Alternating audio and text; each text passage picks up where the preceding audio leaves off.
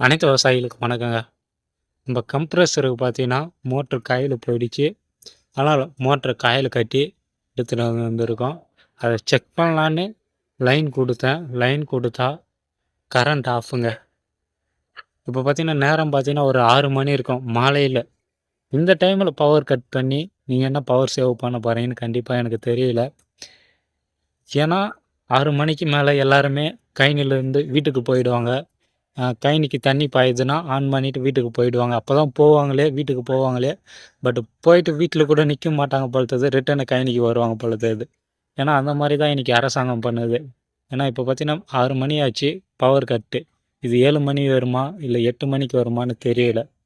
இந்த மாரி தான் விவசாயத்தில அப்பப்போ பவர் கட் ஆகும். பட்டு கம்பெனியா இருந்தா ஒரு ஜெனரேட்டர வச்சு ரன் பண்ணலாம். இது விவசாயமாச்சே! எதுவுமே பண்ண முடியாது. கரண்ட் வர வரைக்கும் வெயிட் பண்ணி தான் ஆகணும்.